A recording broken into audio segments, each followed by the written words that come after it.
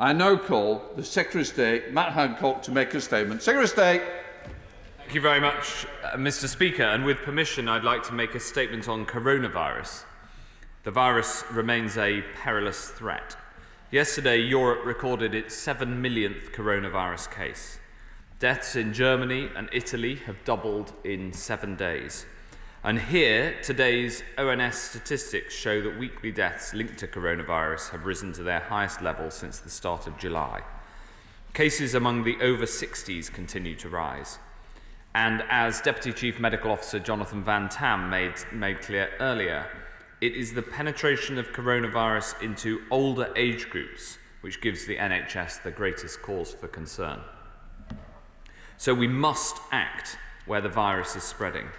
In the parts of the country where it's spreading the fastest, it is our sombre duty to take action necessary to protect people's lives and protect the NHS. Mr. Speaker, coronavirus is not a short-term problem that can easily be fixed. It requires difficult decisions in these difficult times. Our goal is to get life back to as normal as possible, support the NHS, keep children at school, and shelter the economy as much as possible, and do this by suppressing the virus until a vaccine is available. It's been clear for some days now that further action is needed across parts of England.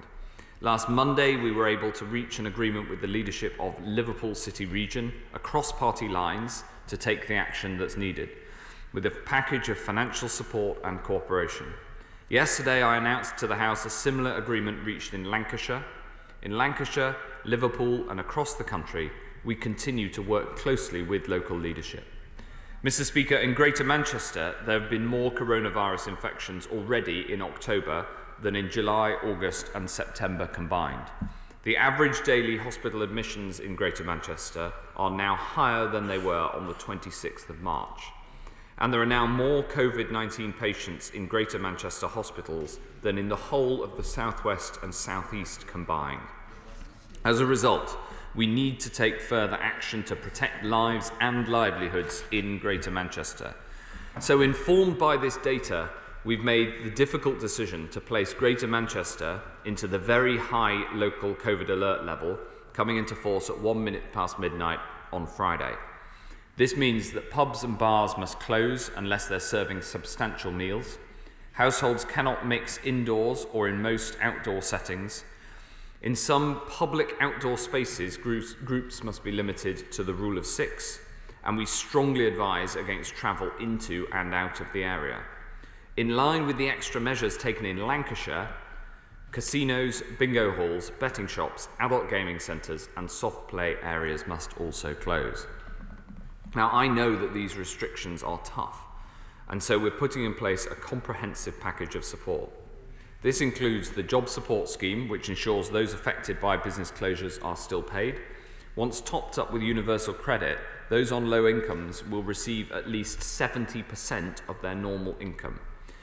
80%, of their normal income. We've also made available up to £465 million to help local authorities implement and enforce restrictions. Greater Manchester will receive £22 million of this. And we will also work with local authorities to allocate testing and introduce local contact tracing. Over the last 10 days, we've sought to reach an agreement with local leaders. And unfortunately, we were not able to reach an agreement in Greater Manchester as we have previously in Lancashire and the Liverpool City region.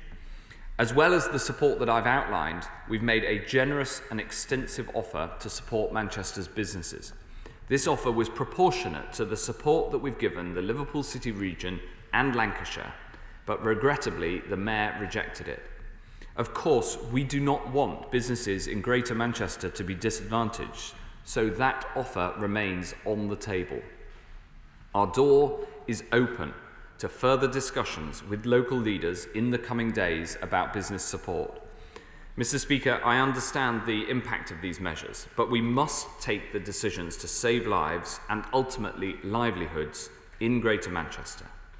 And to everyone in Greater Manchester, I say this: throughout these difficult times for your great city, we will be by your side. And the best thing all of us can do now to protect our loved ones and to get back to normal as fast as possible is for everyone to come together to follow these new rules and for all to play their part in tackling this deadly virus.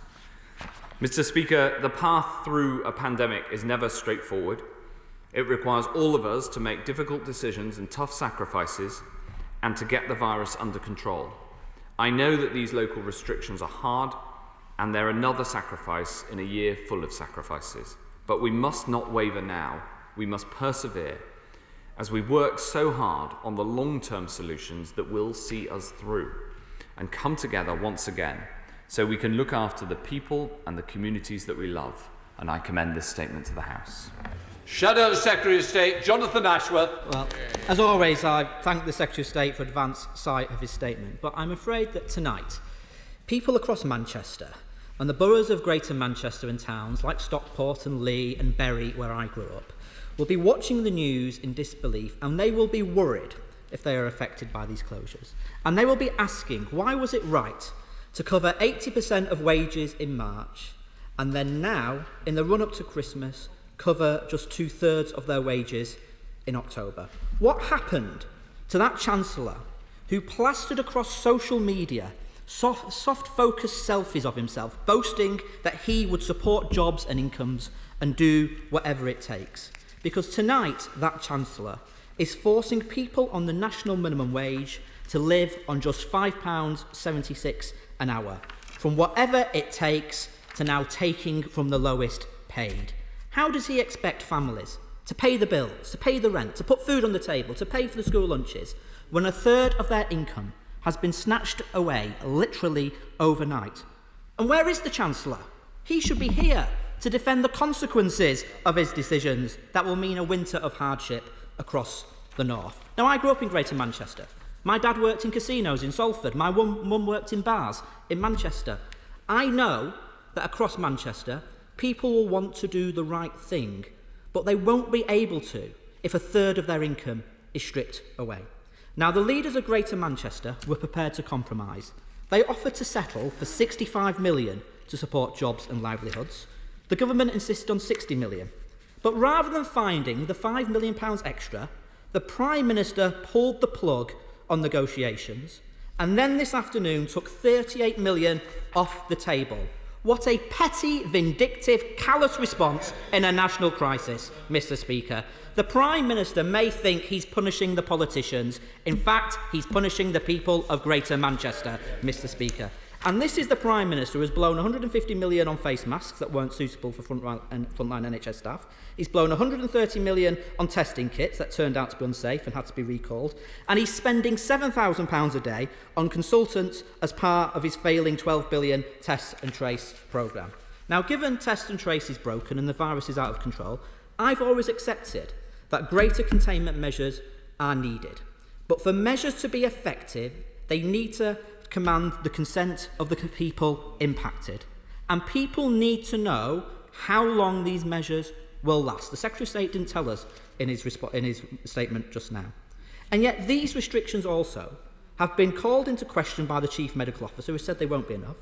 And these are restrictions that the Prime Minister admitted last week gives us only, in his words, a chance to bring the national R down. So how will the sacrifices the Prime Minister is forcing upon the people in the north bring down infection rates in the south? Because he knows to bring R below 1, further measures will be needed. He knows more areas are likely to go into Tier 3. This is about so much more than Greater Manchester. But people will watch tonight and say if a government is prepared to inflict this level of harm on its people in the middle of a pandemic in one part of the country, then they will be prepared to do it to people in all parts of the country as well. And the result will be a winter of hardship for millions of people. This isn't a game. It's about people's lives. People need proper financial support. This is a national crisis, and we won't defeat this virus on the cheap. Secretary of State. Well, Mr. Speaker, I regret that the honourable member, who so often is so reasonable, is choosing to play political games with political rhetoric tonight. As I said in my statement, the offer of the support is on the table. And to the people of Greater Manchester, I say that the offer of the same support that was agreed with the Labour leadership of the Liverpool City region, and I commend them for their work, and was agreed with the leadership of Lancashire, and I commend them for their work, the same offer is on the table and remains on the table. And I look forward in the coming days to working with the local councils right across Greater Manchester, and of course the Mayor, if he's willing to come back to the table, to make sure that we have that package of support for businesses in place.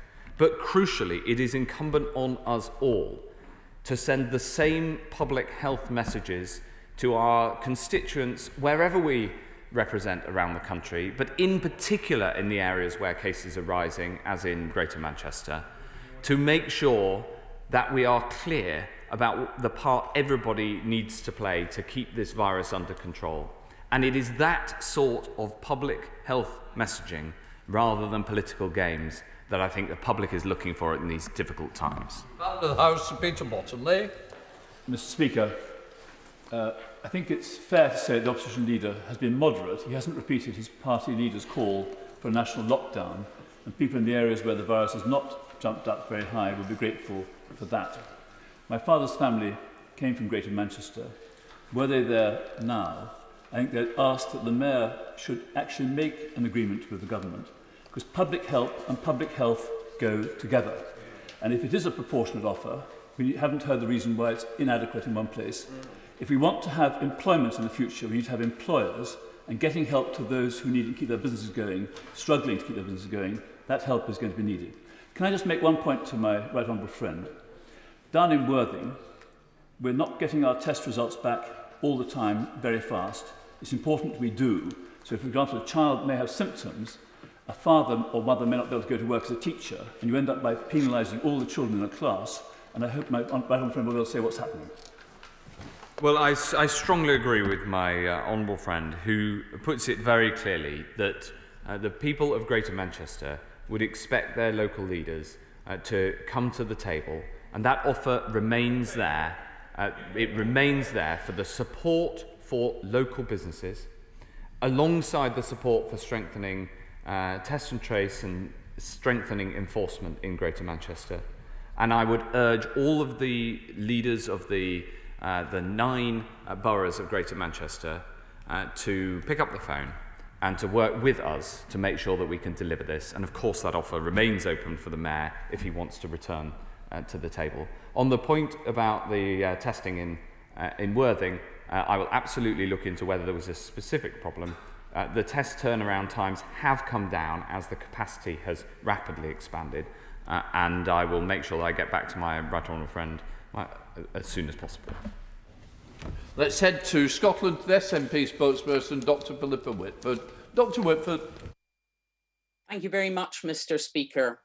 While there may be a small minority who do not think of those around them, the majority of people try to follow the advice to reduce the spread of COVID.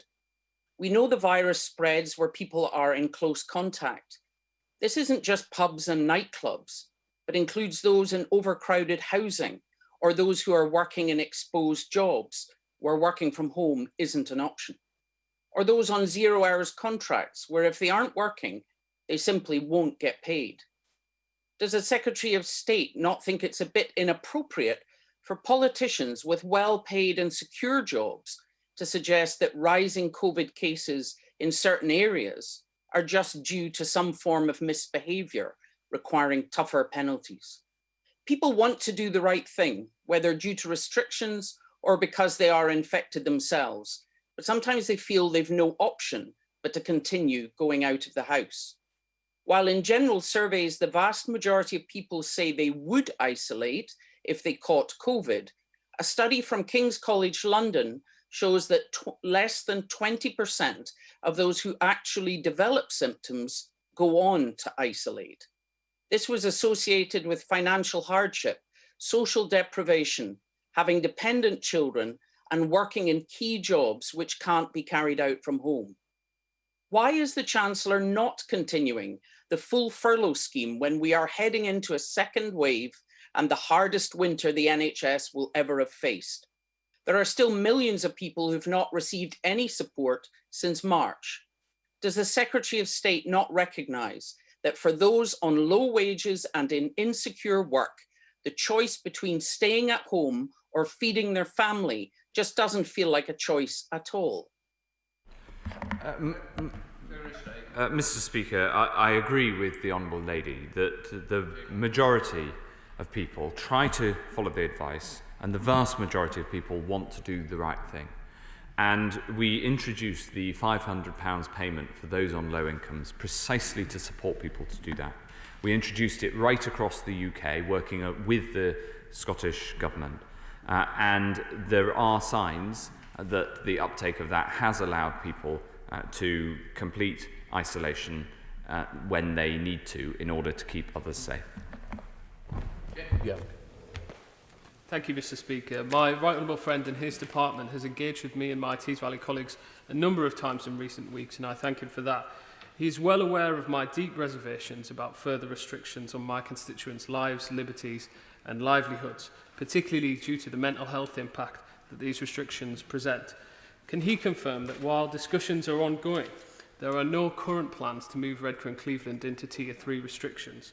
And will he also commit to working with me, Redcar and Cleveland Council, my Tees Valley colleagues and the Tees Valley Mayor Ben Houchin on any future changes we make? Yes, we've been working very closely with the Tees Valley, and the need for the level 2 restrictions there was not something that we put into place lightly, but we followed the data, and we will continue to follow the data and take the action that's needed, but only the action that's needed, and engage absolutely with my honourable friend, the Mayor of the Tees Valley, who is rising above party politics to do the right thing for the Tees Valley. The point that I would make to him, though, in addition to the points that he made, is that the impact, for instance, on mental health is undoubtedly worse if the virus gets out of control, even though the measures that are taken are difficult ones. And the Royal College of Psychiatry has been very clear that the best thing for mental health is for us to keep the virus under control, even though, of course, we need to mitigate the consequences that do and do flow from the measures that we sometimes have to take. Matt Fadden. Today marks a low point in the handling of this situation, where instead of uniting people behind its approach, the government has imposed its decision, leaving a bitter taste. And there are other decisions still to come, and other regions who are watching what has happened today, including my own in the West Midlands. So can the Secretary of State assure the House that as significant economic support is withdrawn at the end of this month, any decision on whether or not national restrictions are required will not be taken because it's cheaper and a means of avoiding adequate support for businesses and workers concerned? Because if that is the case, then the public health measures and the economic measures will be pulling in two different directions. Yes, absolutely. And the extra support that we put into areas that go into Tier 3 is a reflection of the need to ensure that that support is there when action has to be taken for public health reasons in order to control the virus. I spoke to the Mayor of the West Midlands just before coming into this chamber, and we will work very closely together to make sure that we keep the virus under control in the West Midlands, where in a very large part the local leadership, again across party lines, has worked very closely together to do what is right for the people of the West Midlands. Today, Jonathan Van Tam, in answer to a question, said that a national lockdown right now would be inappropriate for places such as East Anglia. Does my right honourable friend therefore disagree with the position of the Labour Party and Ipswich Labour that now is the time to close down the entire hospitality sector in somewhere like Ipswich with low levels of COVID but which employs thousands of my constituents? Well, I don't think that we should... I do agree, of course, with what Professor Jonathan Van Tam said, and he is a very fine scientist and a brilliant man. And I think that I think that nobody is looking right now for political differences, for politics sense. What people are looking for is people to come together and make the right decisions in the national interest or in the local interest. and to take these decisions as locally as possible to make sure that we support people as much as possible, take action where it is necessary, but make sure that we don't take action where it isn't necessary. Liz Twist. Thank you, Mr. Speaker. The Prime Minister earlier said he was still talking to the North East. Can I reiterate that in the North East, we believe that we should remain in Tier 2 and are working hard to that end.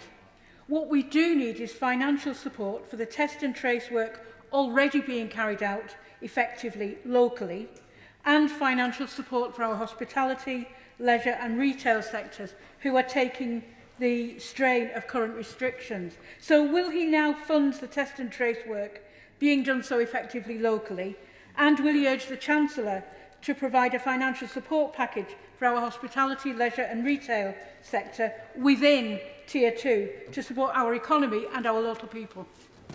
We are working very closely with the local leadership in the North East and with colleagues. And it was very good to see the Honourable Lady on a Zoom call recently to discuss this. I think that it is important that we take the action if it is necessary, but there are early signs that the number of cases in the North East is starting to flatten.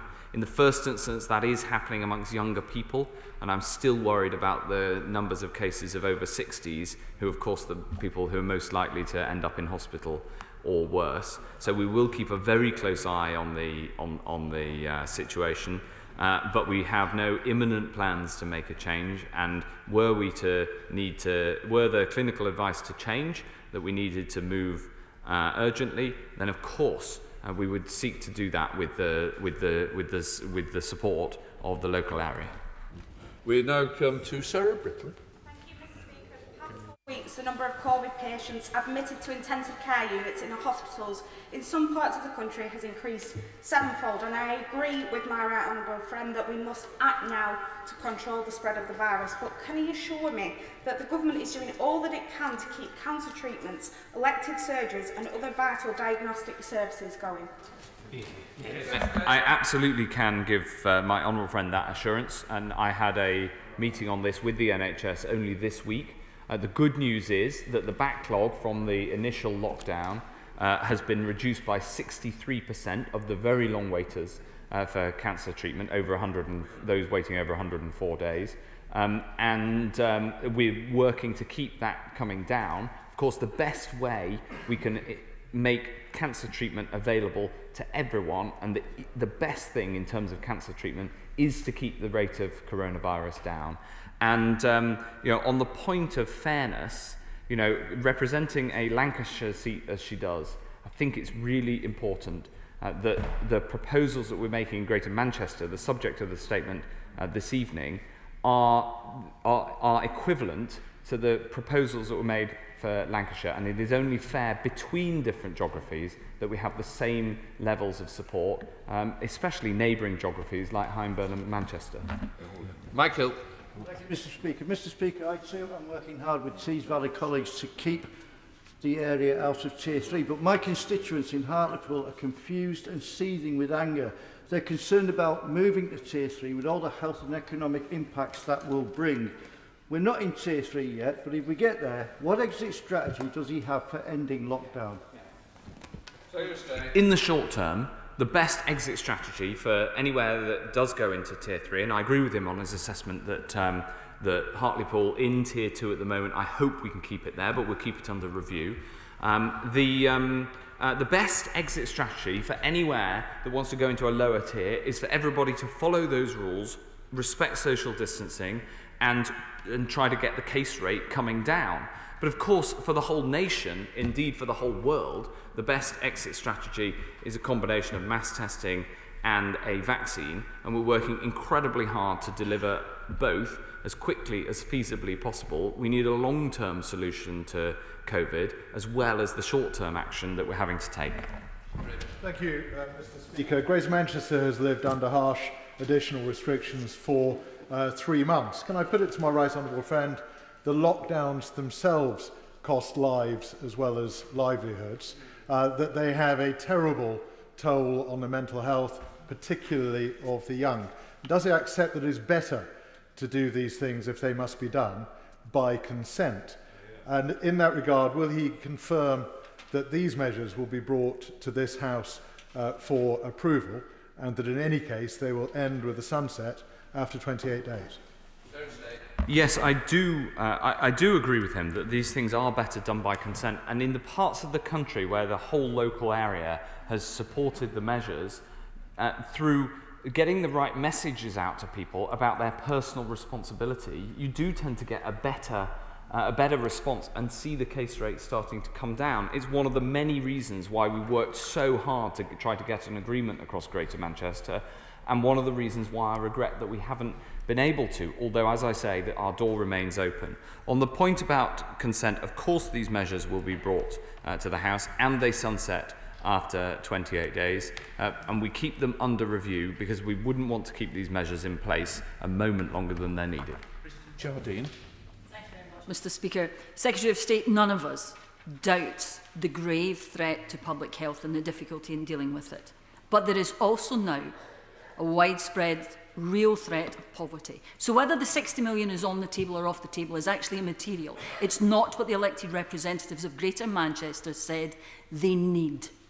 So does the Secretary of State appreciate, does his government appreciate that the people of Greater Manchester tonight feel that they have been abandoned by this government, and that my constituents in Edinburgh West and people up and down this country will be wondering if they will be abandoned next?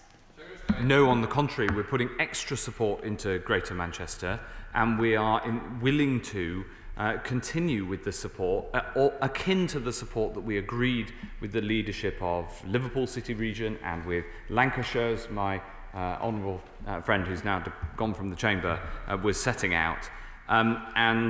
This unprecedented level of support across the whole of this pandemic has only been possible because of the UK acting together and working together. I hope that we can continue to work with her and her party to make sure that we get through this as best we possibly can, suppressing the virus and supporting jobs in the NHS. John Redwood. More action is needed to help livelihoods and save incomes. So will the government share and, if necessary, develop its work with the commercial and public sectors over how air conditioning systems, ventilation systems, heating systems, air extraction systems can be adapted or improved so that more of those commercial and public buildings can be kept open for proper use? Yes, absolutely. I think it's an incredibly important strand of the work. It's being led by the business department, but I keep a close eye on it and in fact had an update on it this week, which I'd be very happy to discuss with my right honourable friend. Speaker, and I thank the Minister, the Secretary of State for all that he's doing. There's many underlying conditions, health conditions. One of those is respiratory illnesses. I declare an interest, Mr. Speaker, as the chair of the APPG in respiratory health. And given that respiratory illnesses are one of the leading cause of deaths in the UK, and that includes COVID-19, of course, what reassurances can the Secretary of State offer me and those people who suffer from it that referrals for severe asthma, COPD and other respiratory illnesses will not be forgotten and will be maintained, and that avoid further unnecessary deaths?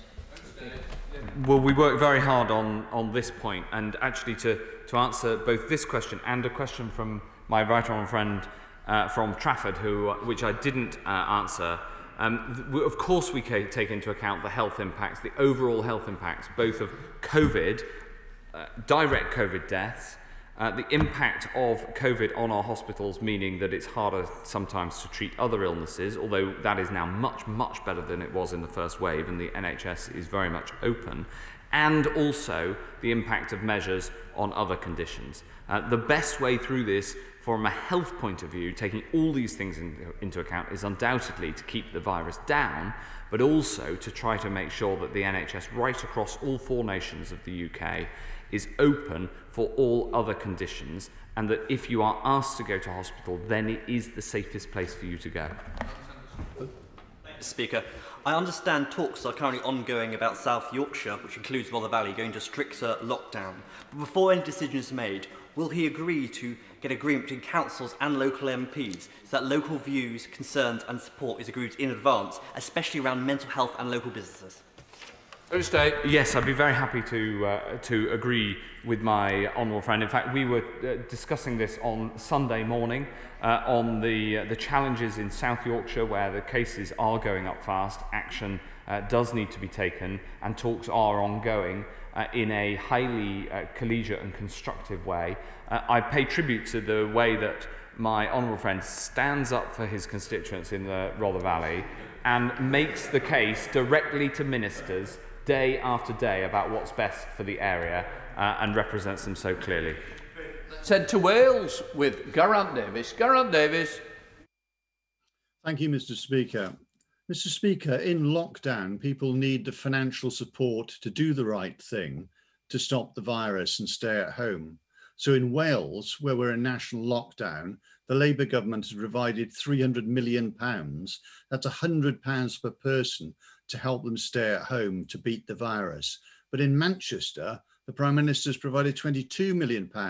That's £8 per person instead of £100 per person in Wales. How can this be right? And will he and the Chancellor ensure that wherever you live across the United Kingdom, people have enough money to stay at home to beat the virus without inflicting massive poverty?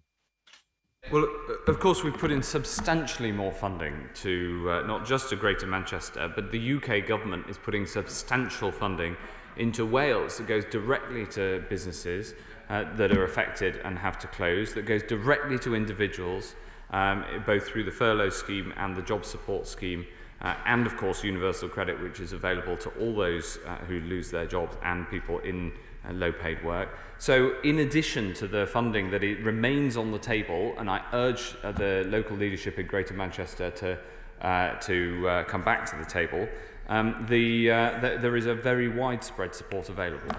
Andy Carter. Thank you very much, Mr. Speaker. Warrington finds itself as a Tier 2 island in the northwest now, parked between Manchester and Liverpool.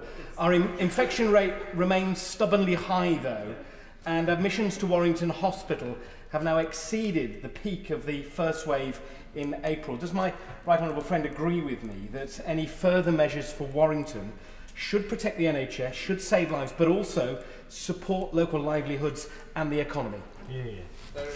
Yes, I absolutely agree with the approach my honourable friends set out. I am worried about the number of cases in Warrington. I'm worried about the impact on Warrington Hospital, which is an excellent hospital.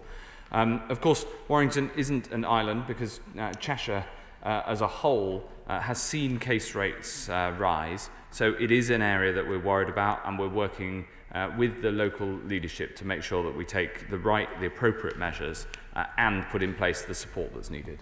Let's head up to Manchester with Afzal Khan. Afzal Khan. Thank you, Mr. Speaker. It is impossible to describe today's events without using unparliamentary language. But out of deference to you, I will settle for a complete shambles. Today, this government made a choice not to protect the poorest people in Greater Manchester through the punishing reality of the winter to come. Does the Secretary of State really believe that we will get through this pandemic by subjecting communities to punishing financial negotiations? Does the government truly value pennies more than lives? The governments are playing poker with the people's jobs, their homes, and their lives. So can the Secretary of State tell me, is he proud to be a member of this government? Mr. Speaker, on the contrary to the way that the honourable gentleman described it, the government has put forward the same proposals in Greater Manchester as was agreed in Lancashire, as was agreed in Liverpool, and unfortunately the Mayor of Greater Manchester walked away from the table, but the offer is there, and I'd urge all of the local leaders, including the honourable gentleman, to take forward the offer that's there to resolve this, and for us all to work together for the benefit of the people of Manchester. Jackie Doyle-Price. Friend has told the House that these measures are as much about the increase in infection amongst the over 60s, who are obviously more vulnerable to this dreadful disease. We're going to ask him What assessment is made of whether that infection is being spread in the community as opposed to care settings? And if it is in the community, what messages we should be giving to the rest of the community to protect their loved ones, and how they should be making sure they do that? I think it's a duty on all of us to send messages to the communities who we serve that people need to take a personal responsibility to try to reduce the spread of this virus. Now, there have been some cases in care homes recently, but far fewer, and it seems that the actions that we've taken and the very hard work of the care home sector over the summer and the staff who work in care homes is reducing the transmission. But naturally, the staff who work in care homes, and in most care homes there are more staff than residents, they themselves, of course, live in the community. And so it is almost impossible to stop any infection getting into all care homes when the level of infection in the community rises. Having said that, the core of this second peak is in the community, and it is in the community where every single one of us can act to take more responsibility to help slow the spread of the virus. Alfie? Thank you, Mr. Speaker.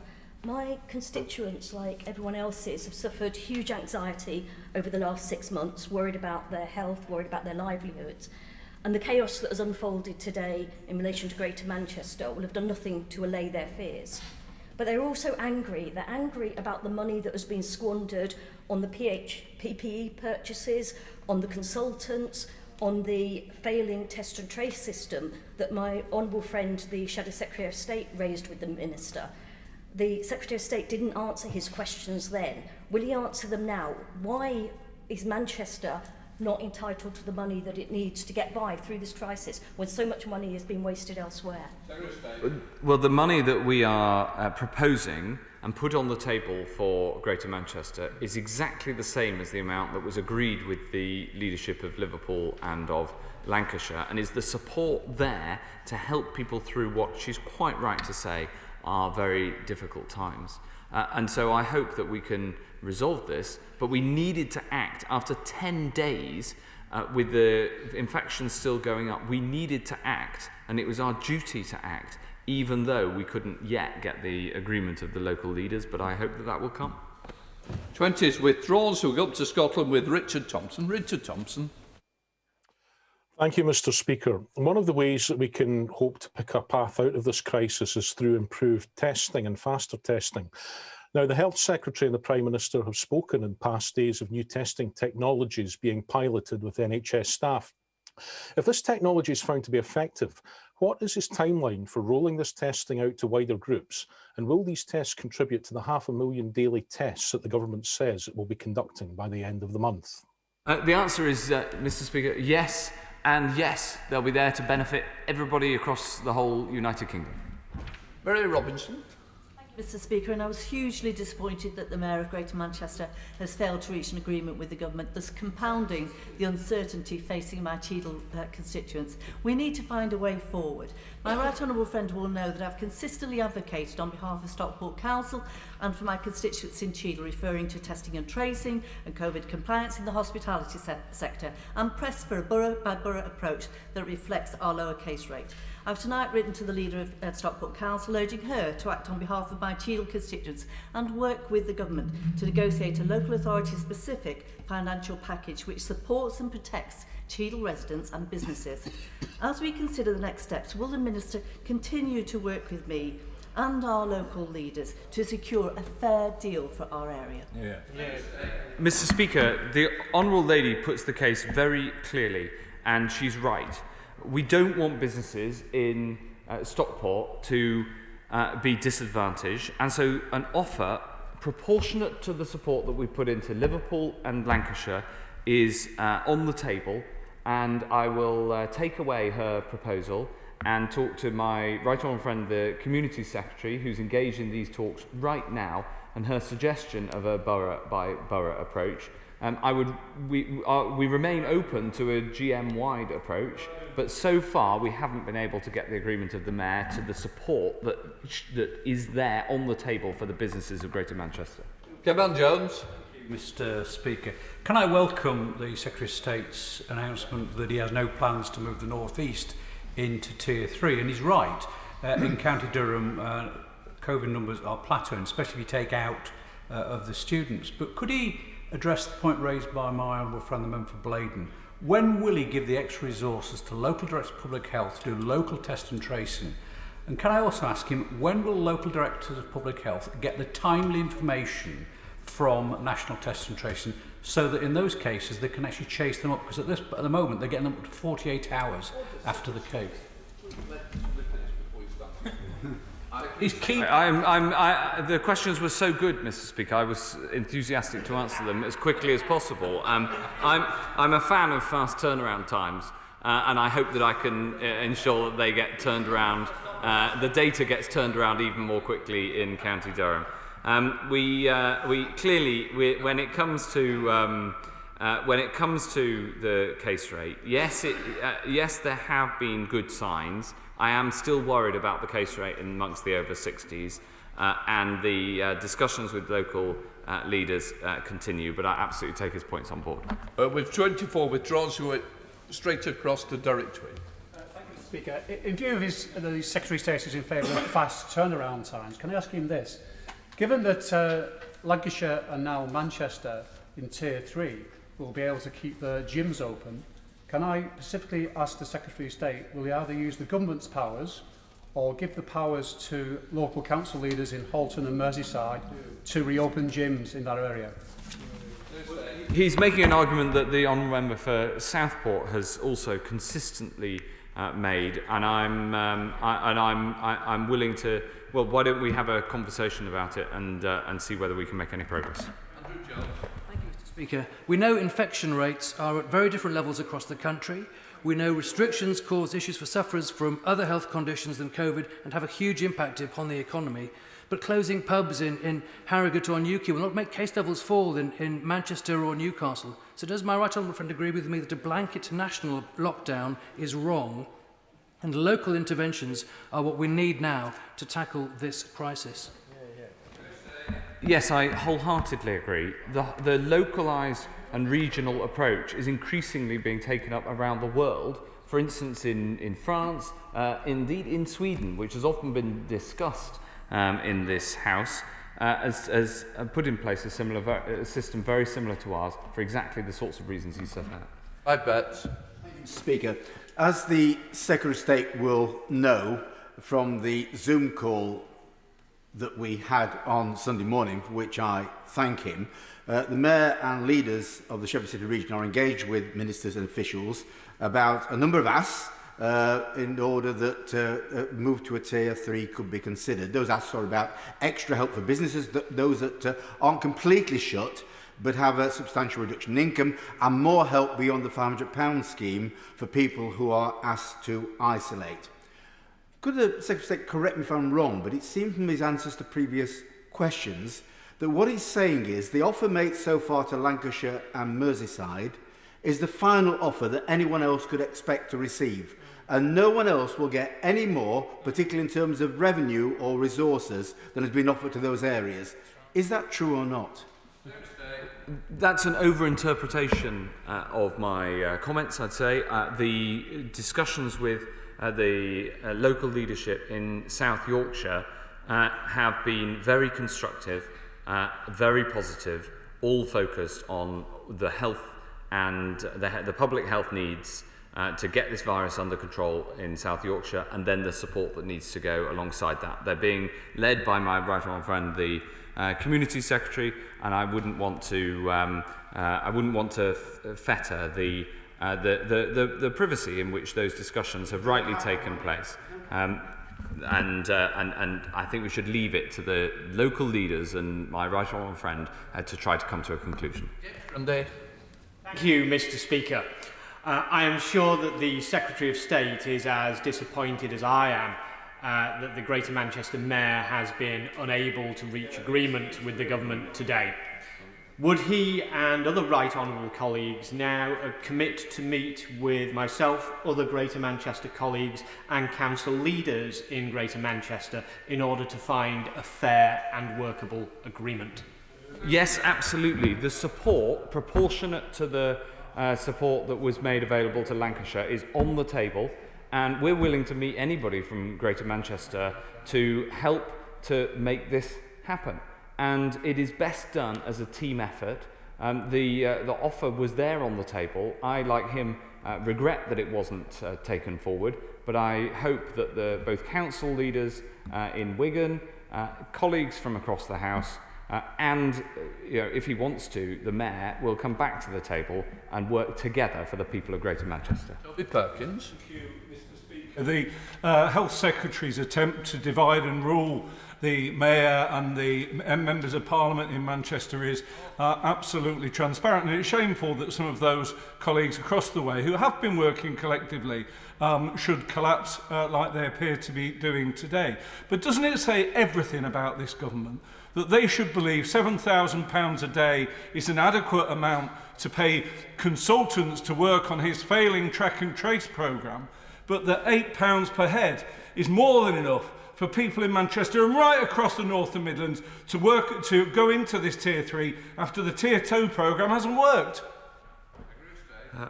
On the contrary, Mr. Speaker, we're working hard across party lines and trying to rise above that sort of political attack to work for the benefit and the public interest of everybody in this country. Tom Randall. Thank you, Mr. Speaker. In Gedling, which does not have a large student population, there continues to be a worryingly high number of coronavirus cases, and it's concerning to hear that the general picture appears to be moving upwards on the population, particularly amongst the over 60s, where we know the risks are higher. Does my honourable friend agree with me that this demonstrates the importance of acting fast with targeted action that is available to help save lives? Yes, I strongly agree, and I praise my honourable friend's leadership in his local community in making this case. The number of cases in Nottingham and increasingly across Nottinghamshire are worrying. Nottinghamshire went into level 2 last week, and talks are ongoing about what more might be needed. And I praise the people of Nottinghamshire for what they're doing to try to slow the spread of this virus. It may be that more needs to be done. We will be driven entirely by the data and working closely with the local authorities. Thank you, Mr. Speaker. Secretary of State, Cheshire leaders, indeed the Warrington leader, has met with the department, written to the Prime Minister, asking for local resources for a local test, trace and isolate system, as well as a substantial financial package of £42 million to support our hospitality sector, which people have mirrored across the room. They've yet to have a reply. So, given the urgency of the situation, please do your utmost, make sure that reply goes to the leaders. Finally, as a Mancunian by birth, then I find the spitefulness from the Prime Minister disgraceful. Do the right thing by the people of Greater Manchester, Prime Minister. Well, the Prime Minister is seeking precisely to do that, and he, like me, he very much hopes that the local leadership in Greater Manchester will do their bit. When it comes to Cheshire and indeed Warrington, as we talked about earlier, I am worried about the cases, and I'll make sure that the engagement that he and his council seek happens as soon as possible. I said to Cheshireman Amersham with Dame Cheryl Gillan. Dame Cheryl. Mr. Speaker, can I commend the Secretary of State for his localised approach and the calm way in which he is dealing with some unwarranted attacks on both him and the Prime Minister. The Epilepsy Society is based in Chalfont St Peter in my constituency and provides specialist care to a number of vulnerable residents and has, according to one relative, worked wonders in keeping residents safe and secure. However, visits from relatives cannot take place as the incidences of COVID-19 grow, and the home is now locked down again. With 60-minute tests now available down the road at Heathrow Airport, could we not arrange for this type of testing for close relatives so they could visit their loved ones? It would make all the difference in the world to my constituents and many others in long-term care. The answer is yes. We absolutely want to use this sort of testing as it becomes more widely available to do exactly the sort of thing that my right honourable friend sets out. Yes. Let's head to Greater Manchester with Debbie Abrahams. Debbie Abrahams. Thank you, Mr. Speaker. Can I just say, Mr. Speaker, how shocked I am in terms of some of the responses of their Health Secretary. All Andy Burnham and the leaders of the Greater Manchester local authorities have been trying to do is to ensure that their constituents, our constituents, are not plunged into poverty, into homelessness and worse. That's all they've been trying to do. So to describe it as in the way it has is really upsetting. But Mr. Speaker, international evidence shows that key requirements for local lockdowns to work are firstly, that you have a competent test, trace and isolate system. Secondly, that businesses and workers are supported by a financial package equivalent to existing incomes. And finally, that national government supports local leaders. So, Mr. Speaker, the government has failed to deliver any of those. So are they following the evidence or not? We're working incredibly hard to support the action that's needed to suppress this virus whilst protecting the NHS and schools and supporting the economy as much as is possible. When it comes to the work in Greater Manchester, absolutely that is our goal, that is the work that we're doing, and I really hope that given that this that the support proportionate to that support already agreed in Lancashire and Liverpool is on the table, I hope that local leaders will work with us. Desmond Swain. What estimate has he made of the number of excess deaths above the long-term average in each of the last few weeks? Well, we have thankfully seen that the number of excess deaths is around at the level of the long-term average. I want to keep it that way, and that's why we're taking the action that we are, so that this doesn't get out of hand like we saw in the first peak. Thank you, Mr. Speaker. There's a pattern here, isn't there? Whenever the government can't agree a deal, it's always somebody else's fault. In this case, Andy Burnham's fault for simply standing up for what Greater Manchester needs, not what we want, what we need. Now, maybe I'm also over-interpreting the Secretary of State's comments, but in his answer to my honourable friend from Sheffield South East, he suggested there might be different offers for different areas.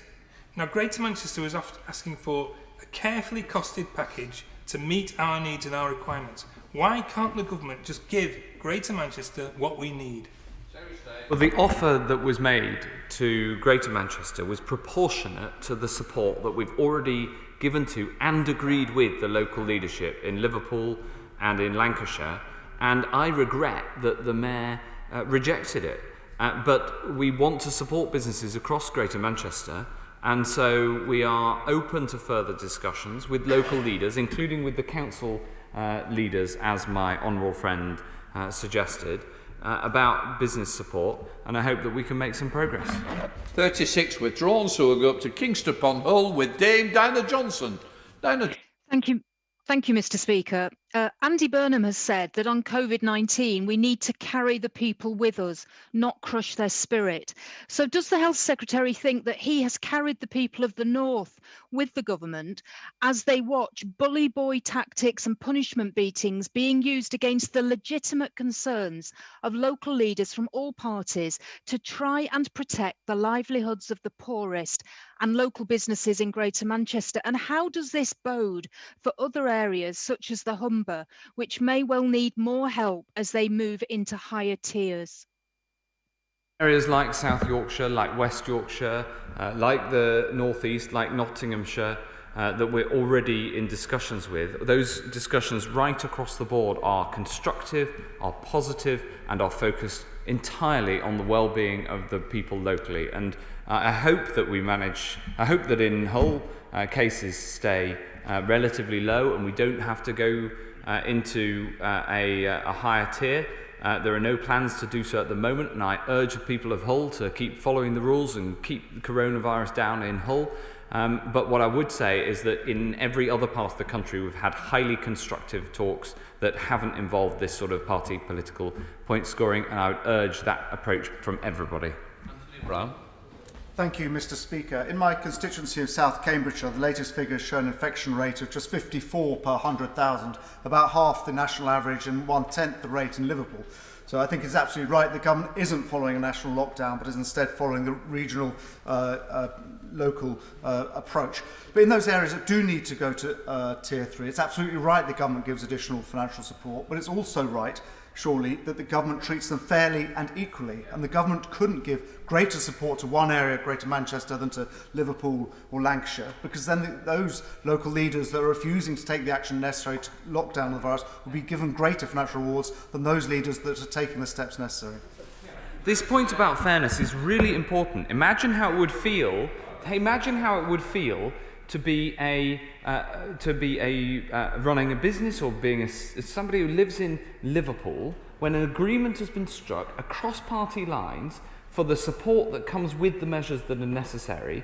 If then, after a very public disagreement, instead of the constructive work that we really, really hope on this side to achieve, if there, as a result, was a deal that was not proportionate and fair. Fairness is absolutely at the heart of what we're trying to achieve here, and that is why it is of course right that we have the extra offer of support continues to be on the table. We want to strike a fair deal, but we have to take these measures to keep people safe.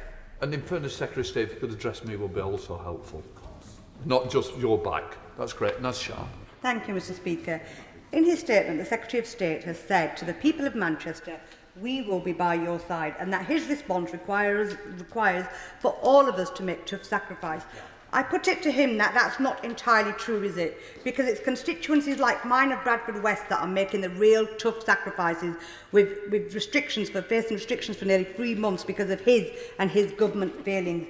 Just so we are aware, will this government try to play poker with the people of Bradford and their financial support like it did with Manchester before putting it into the highest tier? Very closely with Bradford, with the council in Bradford, and of course I'm very happy to talk to her about what might be necessary. It has been very difficult for Bradford these past few months. I absolutely appreciate that.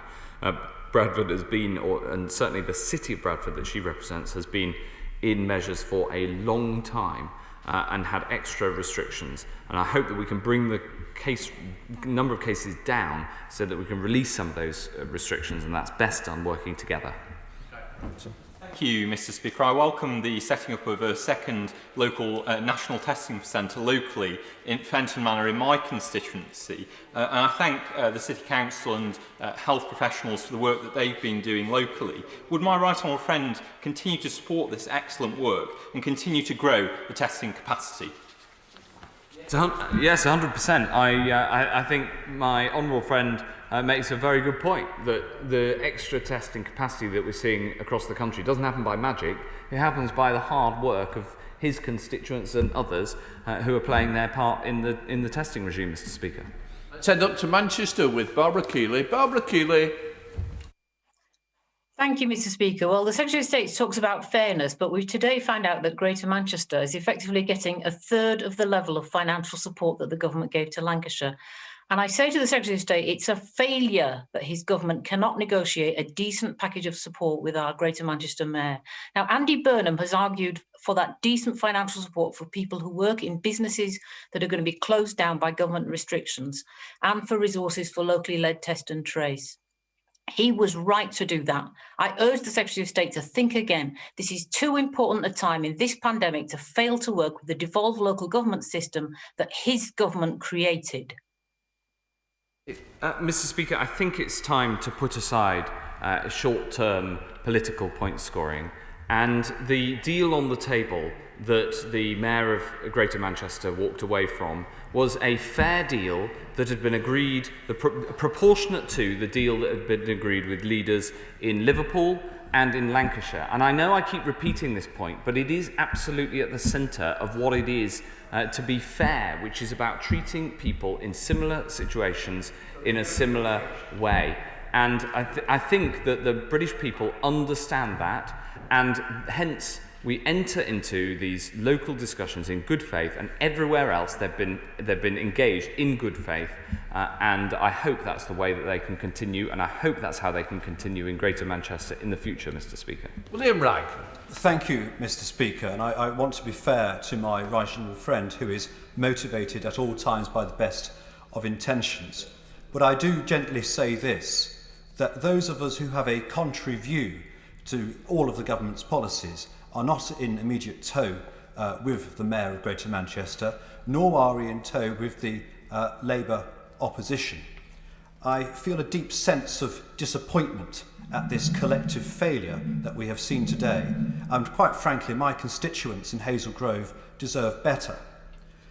And I shall resist the urge to lose my temper, Mr. Speaker, because these exchanges, tempting though it may be, these exchanges deserve a greater elevation of tone. But I say this, the definition of insanity is to continue to do the same thing over and over again in the hope that it will turn good. Now, we have had 3 months of interventions in Greater Manchester, which have yielded very little results indeed. I cannot but help but fear that the medicine is worse than the disease.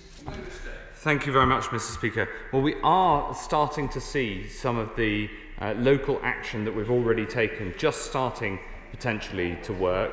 And we have seen in Bolton that the cases were shooting up before we took action and then levelled off. So there is evidence of this approach working. And I look forward to working with my honourable friend and working with him to make sure we can get out of these measures, which I appreciate he's unenthusiastic about, as soon as possible. We're heading up to Manchester for our final question with Lucy Powell. Lucy Powell. Thank you for squeezing me in, Mr. Speaker. Can I just say it wasn't just the Mayor, but it was all the leaders and most of the MPs across Greater Manchester. We are a city united this evening. But shouldn't any economic support package be based on need, not some unpublished arbitrary formula that no one's got any idea what it consists of? Because if it was based on need, it would take account of the fact that business density and the economy of Greater Manchester is bigger than in other areas, and that we have many more low-paid workers. That's something he should know if he's talking about fairness. So businesses in Manchester will actually receive a lot less than businesses elsewhere. And can I tell him tonight that his government has really misjudged the mood up here, and any less than is needed coming immediately to Greater Manchester for these new restrictions would rightly be seen as spiteful and political and nothing whatsoever to do with public health? Well, I think it benefits all of us to rise above the politics and try to work together. And as I say, the offer that was made remains on the table, and I look forward to working with the Honourable Lady, who I know works with the best, as my old friend said over here, works with the best of intentions, and I hope that we can work together to try to tackle this dreadful disease. Right, for those who wish to leave the chamber, please do so before I start putting the next motions. Okay, folks. Sure.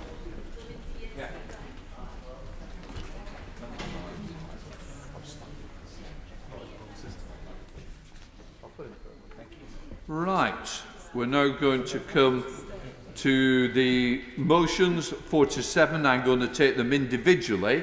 So I'm going to start with motion number 4, Minister to move. I beg to move. Objection taken. The division will be deferred tomorrow. We come to motion number 5, Public Health. I beg to move.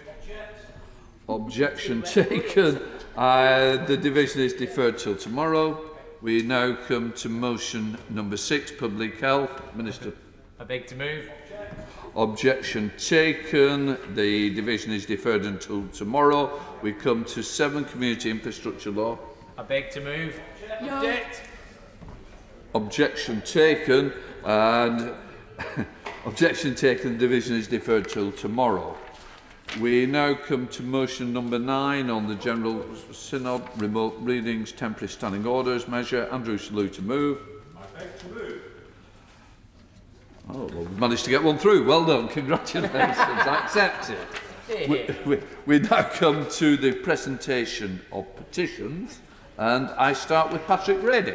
Thank you, Mr Speaker. Since 2015, at least once every year to 18 months, a bank is closed in Glasgow North, and although this closure in today's petition is just over the boundary in the constituency of my honourable friend from Glasgow North West, it serves a wide area across Partick, the West End and beyond.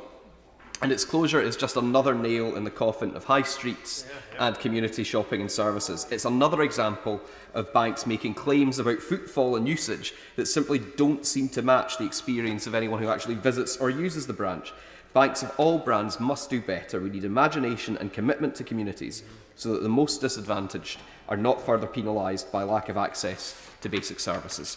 So the petition of residents of Glasgow North declares that the proposed closure of the Partick branch of the TSB Bank in Glasgow will have a detrimental effect on local communities and the local economy, and the petitioners therefore request that the House of Commons urges Her Majesty's Treasury, the Department for Business, Energy and Industrial Strategy and TSB Bank to take account of the concerns of the petitioners and take whatever steps they can to halt the planned closure of this branch and the petitioners remain, etc. Petition closure of Partick branch of TSB Bank in Glasgow. We now come to petition from Carol Monaghan. Thank you, Mr Speaker. The closure of 3 TSB branches in my constituency of Glasgow North West will be devastating both for local constituents and for businesses. Both Partick and Anniesland serve vast areas, but due to good public transport links, they can be accessed by those whose own local branches have already closed. In Drumchapel, an area with high digital exclusion and poor transport connectivity, the TSB is the only bank for miles around and is regularly queued out the door. The petition of residents of Glasgow North West declares that the proposed closure of the Anniesland, Drumchapel and Partick branches of the TSB Bank in Glasgow will have a detrimental effect on local communities and the local economy. The petitioners therefore request that the House of Commons urges Her Majesty's Treasury, the Department for Business, Energy and Industrial Strategy and TSB Bank to take into account the concerns of petitioners and take whatever steps they can to halt the planned closure of these branches, and the petitioners remain.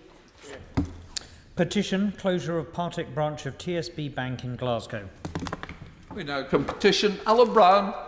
Thank you, Mr Speaker. Mr Speaker, I rise on behalf of the unfortunately too many of my constituents who rely on universal credit.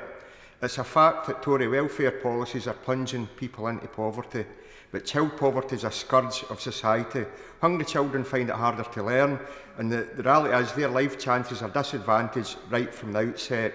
Now, in Scotland, the Scottish Government has mitigated the worst effects of the poverty and we've got the lowest child poverty rates in the UK, but more is needed from the UK Government. And to that, at least the £20 universal credit top-up has been a lifeline for some during COVID. So, Mr Speaker, the petitioners therefore request that the House of Commons urge the Government to immediately bring forward additional measures to permanently increase universal credit in response to the long-term impact of COVID-19, and the petitioners remain, etc. Petition universal credit uplift. I beg to move that this House do now adjourn. The question is, this House do now adjourn. Siobhan MacDonald. Thank you, Mr Speaker, and thank you to the other members here this evening. In just 36 hours, schools will be legally required to provide online lessons to all pupils self-isolating due to coronavirus. In theory, a sensible suggestion ensuring that no parent has to choose between the health and education of their child. But in practice, and in the shadow of the digital divide, it's the latest of the Department for Education's ill-thought-through pandemic proposals pushing the patience of our hard-working teachers to their limits. In my speech, I will reveal the horrifying extent of the digital divide across our country. I will consider the practical constraints that need to be urgently overcome for teachers to provide online learning, and I will offer a solution to the Minister following the Government's woefully inadequate in advance of these new requirements. But first, lockdown. Because my own journey into the digital divide started back in March following a conversation with Debbie, an amazing health visitor in my constituency, who had just visited temporary accommodation to 86 homeless families, lockdown would present challenges for all of us. But spare a thought for these families in cramped rooms with no outside space and, as Debbie pointed out to me, no internet connection. It's indisputable how vital the internet has been for us all in this time, unlocking the chance to remain in contact with loved ones, to take part in online exercise classes, and to work and learn from home despite the closure of offices and schools. But this lifeline was not available to all. The lockdown exposed the digital divide across the UK, with 11% of the population without home internet access and an estimated 9% of children without access to a laptop, desktop or tablet. Ofcom estimate the numbers to be up to an extraordinary 1.78 million children in the UK.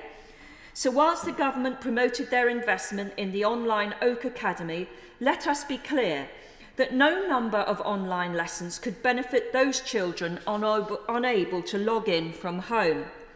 This was not the fault of their schools. The pandemic presented the most testing environment to teach in, and I've lost count of the extraordinary examples of teachers going above and beyond for their pupils. The dedication should be celebrated and shouted from the rooftops.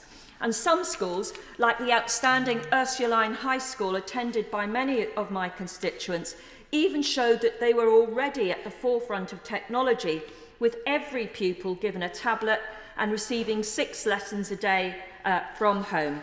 Mr. Speaker, if they weren't logged in by 9 a.m, the school was on to the parents right away, of course. Can I thank the Honourable Lady from Mitchin and Morton for bringing this forward. Education, as the Honourable Lady is saying, is so important, and I'm very pleased to see the Minister in his place, and we'll be looking for exceptional response from you, Minister, by the way. But just to say this, does the Honourable Member not agree that, especially with children facing exams after losing months this year, that it's vital they have access to learning at home, put into isolation, and that every hour of teaching is necessary, and further, that it is imperative that government should make additional resources available to help staff also remotely teach as needed?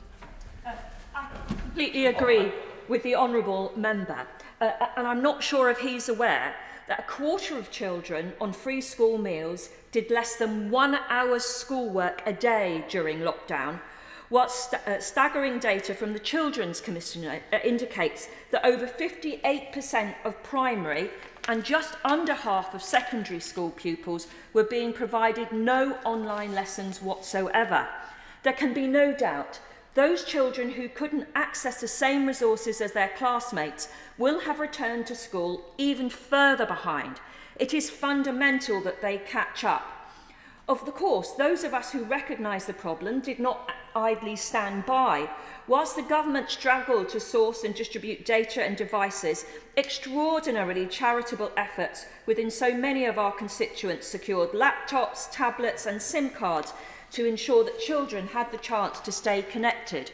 I am personally grateful to Leica Mobile, Email, 3, Craig Russell and all at Tesco Mobile, my local Aberdeen Muslim community and the simply brilliant Don's Local Action Group for their extraordinary generosity in providing hundreds of devices and data to children in my constituency.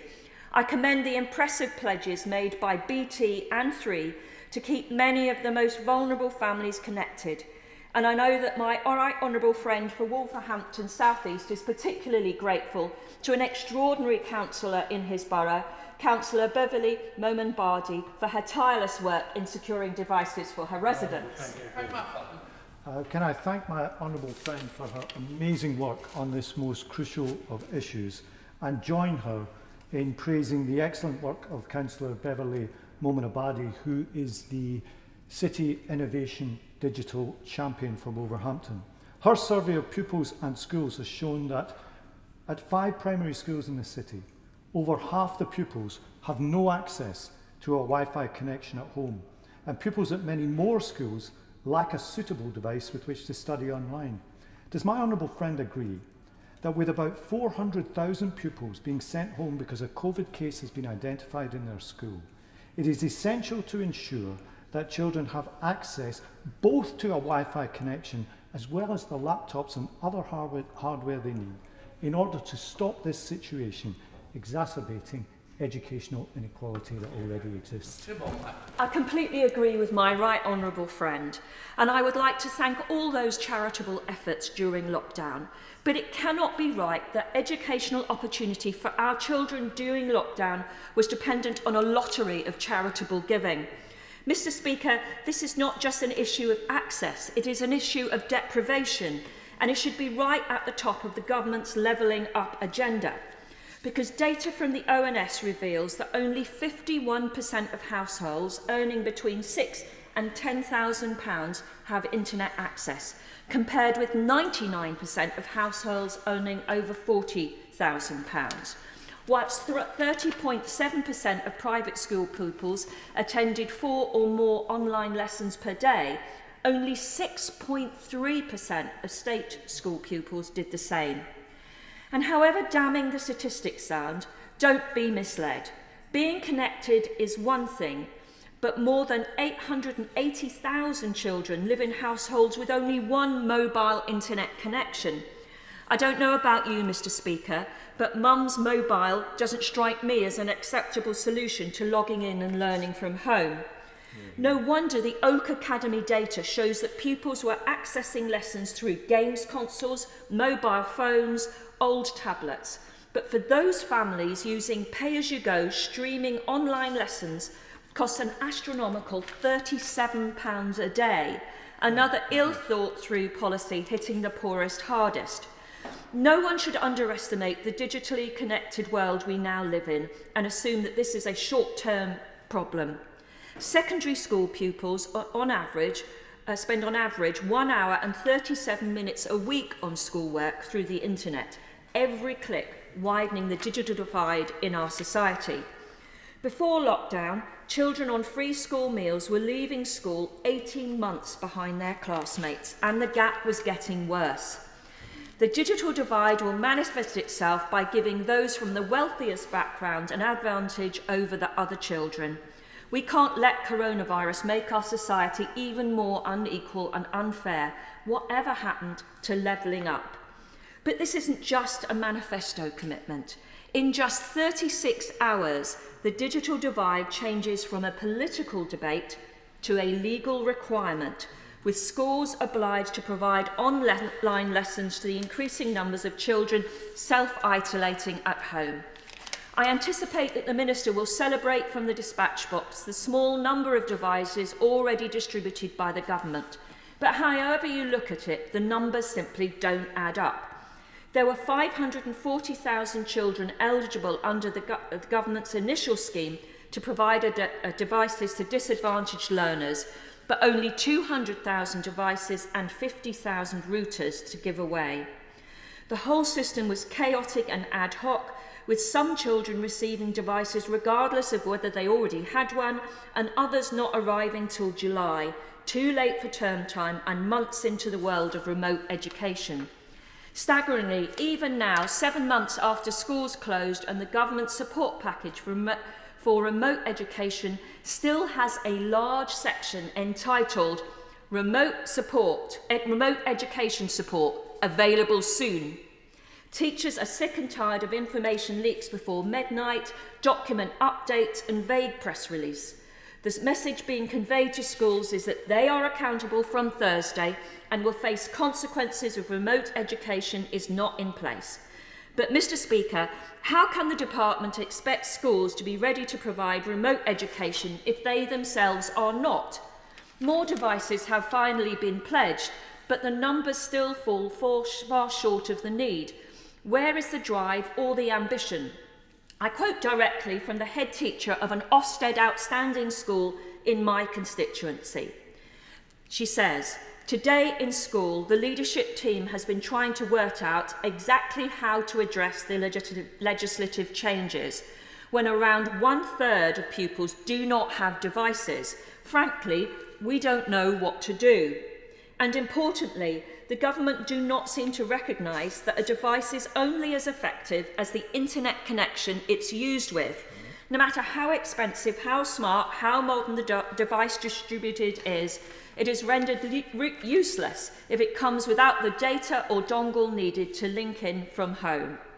Why hadn't the department engaged with all the mobile virtual network operators? After all, the families on the lowest incomes are unlikely to have contracts with the bigger providers. Meanwhile, the Alliance for Inclusive Education note that there is nothing in the guidance about the provision of adaptive and assistive technologies. But with the clock ticking, 4 of my local schools contacted me urgently this morning. The first has 79 pupils unable to access remote learning online. The second has 60 students that still need access their own devices, and that doesn't take into account those who share devices with siblings. The third has an extraordinary 31% of Key Stage 2 pupils with just a mobile connection or no internet at all. And the fourth has had a coronavirus outbreak, but laptops ordered from the Department for Education have no time frame for delivery, and 15% of children are yet to log in from home. Please can the Minister clearly in his response tell me when will St Thomas of Canterbury get its 47 devices? Because whilst the government points to the COVID-funded provider to support schools from the emergency devices can be purchased, there's no spare change once cleaning supplies, new desks, sinks, chairs, fencing, signage, red tape, face masks, thermometers, aprons, gloves and more have all been purchased. And so I ask the Minister, whose responsibility is it to ensure that these children have the data and devices required? Teachers need to know tonight, because many of them are understandably at the end of their tether. I quote one directly. What was the Department for Education's biggest failure during lockdown? Not providing schools with the resources or funding to ensure every child who did not have access to the internet or suitable devices for remote learning would receive one. With the best will in the world, this was a short turnaround. We all understand that it could not be achieved overnight, but it's worth noting that schools were expected to move mountains overnight. The department required them to do so. Another teacher told me she's already working through her breaks and bringing masses of work home. She asked if the Minister can clarify how she is expected to mark home learning, how she can give constructive feedback to isolated pupils, and when in the school day she is to provide the full day of extra lessons. The language used by a third teacher was a bit less parliamentary. When on earth in our working hours are we doing this is perhaps a translation. And we must not underestimate the practical difficulties facing school. How does a teacher simultaneously teach half their class in person and half online? For the younger primary pupils, how can they be expected to sit attentively in front of a screen throughout the whole day? And what about the arts, music or drama? Are these subjects to be sacrificed in the online world? Add in a crashed computer or broken microphone and the barriers facing classrooms are clear. What's more, no one should underestimate the importance of child protection issues. Teachers have told me horror stories this week of children taking the iPad to the toilet and of mum swearing in front of a class of horrified primary students. I wholeheartedly appreciate the importance of ensuring that no child falls even further behind their education, and I'm confident that the practical difficulties outlined can be overcome. But the government cannot just pin the obligations on schools without giving them every ounce of support and guidance that they need. In the statistics I shared this evening, we can be in no doubt that without urgent support, the online lesson requirement will fail those children on the wrong side of the digital divide. But the government knew this was coming and they were too slow to act. Back in June, I shared a cross-party warning directly with the Secretary of State, calling for all children entitled to free school meals to have internet access and adequate device at home. Not just my view, but the view of 4 former education secretaries, 4 former children's ministers, the former head of Ofsted, the Labour Shadow Education Secretary, the Conservative chair of the Education Select Committee, the Liberal Democrat education spokesman, the chairs of the APPGs for children, education, social mobility and digital skills, a whole number of children's charities, unions, think tanks, MPs, academics, and even my favourite former Prime Minister. I am now looking to ensure the backing of a wonderful young Premier League striker from Manchester. Because digital exclusion is not an issue which directly resulted from the pandemic, and nor will it subside with it. The importance of closing the digital divide extends far beyond the classroom, but coronavirus has shone a light on this inequality, highlighting the critical role that adequate access to safe, high-quality online learning resources at home plays in children's lives. Without supporting schools with the means to adhere to this new legal requirement, these educational inequalities will only be exacerbated. That can simply not be right, because surely no matter what corner of this chamber we sit in, we can all agree that no child's education should be dependent on their internet connection. Thank you very much, Mr. Speaker. And can I start by congratulating the Honourable Lady, the member for Mitcham and Morden, on securing this debate. Ensuring children continue to receive their education during this pandemic is critical to ensure this generation of school children reach their potential, as well as to prevent a widening of the attainment gap, something I share the same objective as the Honourable Member. It is thanks to the outstanding efforts of our teachers and staff that pupils are continuing to receive the education and opportunities they deserve in the face of the pandemic. Now, we recognise that all children and young people have had their education disrupted as a result of the coronavirus pandemic. The Department is committed to the continuation of high-quality education for all pupils during this period. Now, we know that schools and colleges worked extremely hard over the summer to prepare for full reopening, as well as to develop remote education contingency plans. And this is testament to their commitment to ensuring that any missed education is recovered and that we prevent the attainment gap from widening further. And we have a shared responsibility for working to ensure that this generation of young people do not face long-term disadvantage. Now, the government was clear that pupils in all year groups and from all types of school should return to school full-time from the beginning of the autumn term. And figures show that as at the 15th of October, 99.7% of schools were open. Over 7 million children and young people are back in school, representing 89% of pupils across the country. And we are continuing to do everything in our power to ensure that every child can continue to attend school safely, as this is the best place for them to be for their education, for their development and for their well-being. Now, the Department works closely with other public health bodies to monitor the rate and transmission of the virus. On the 15th of October, approximately 0.1% of pupils in state schools were self-isolating because they had tested positive for the coronavirus. 0.5% were self-isolating with a suspected case of coronavirus, and between 3.9% and 4.3% of pupils were self-isolating because they had been in contact with a potential case. Now, we recognise that for some pupils, remote education may need to be an essential component alongside classroom teaching. And in these circumstances, the government wants to ensure that there is no doubt about the roles and responsibility within the system for providing that remote education. And that is why the Secretary of State issued a temporary continuity direction on the 1st of October to give clarity that schools have a duty to provide remote education for state-funded school-aged children who are unable to attend school due to the coronavirus pandemic, in line with guidance on the law. Now, these link to the remote education expectations that the Department published for schools on the 2nd of July. They say that the direction says that schools have to have regard to that guidance, and that guidance has been available to schools since the 2nd of July, and it sets out very clearly the expectations that we have for the quality and breadth of remote education.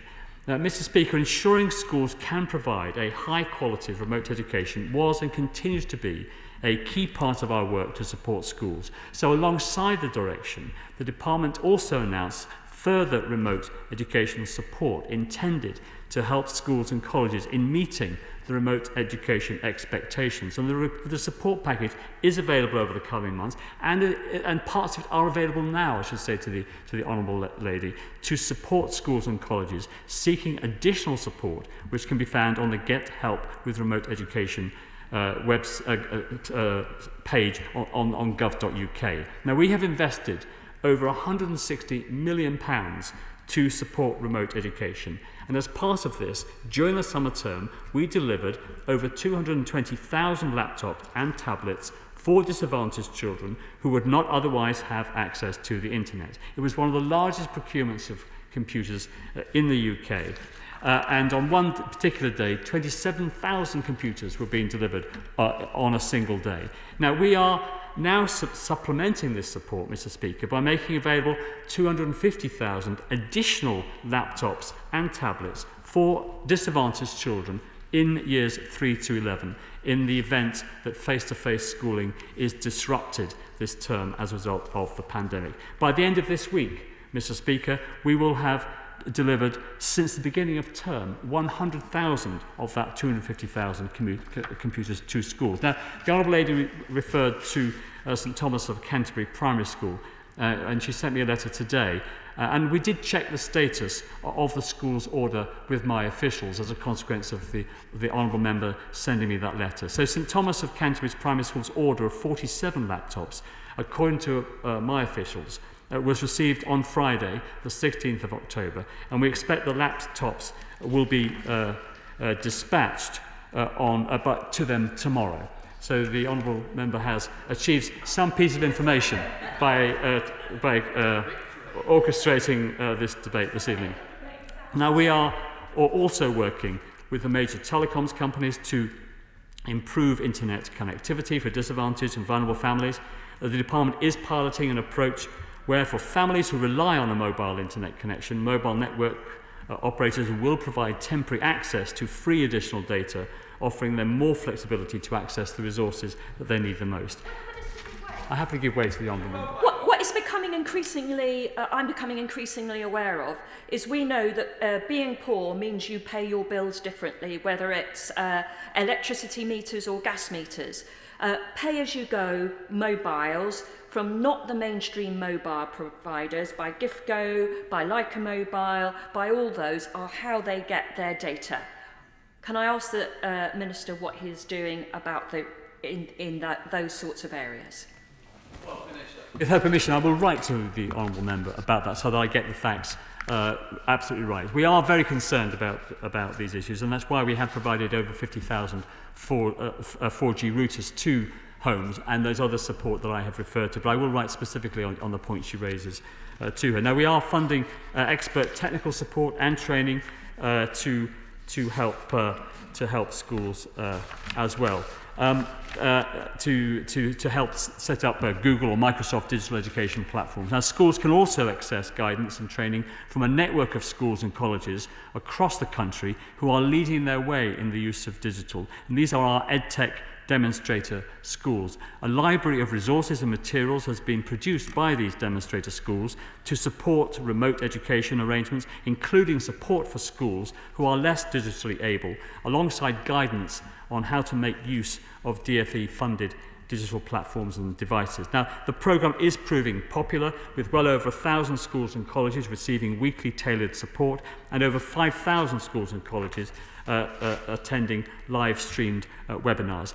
To support the hard work of schools in delivering remote education, Oak National Academy, referred to by the Honourable Member, was very quickly brought together, I think within 2 weeks of the pandemic leading to schools closing, by over 40 teachers. Their schools and other education organisations also helped them. Now, the Department has made £4.84 million available for Oak National Academy, both for the summer term of last academic year and then for this 2020-21 academic year, to provide video lessons for a broad range of subjects for reception to Year 11. And Oak will remain a free optional resource for 2020-21. And since the start of the autumn term, 500,000 users have visited the Oak National Academy platform and 3.1 million lessons. So, Mr. Speaker, the government is clear that the best place for children is in school, where they can be with their friends and teachers and can catch up with the education that they may have lost when schools closed to most pupils. But ensuring that that education can continue when schools are required to send children and young people home to self-isolate because of a confirmed case of coronavirus is also vital. And we are providing the support and the devices for the most disadvantaged, and we are providing £1 billion of catch-up funding to ensure that the current generation of school students do not have their long-term prospects damaged by this appalling pandemic that the world is confronting. The question is this House to now adjourn. As many of that opinion say aye. Aye. The ayes have it, the ayes have it. Order, order.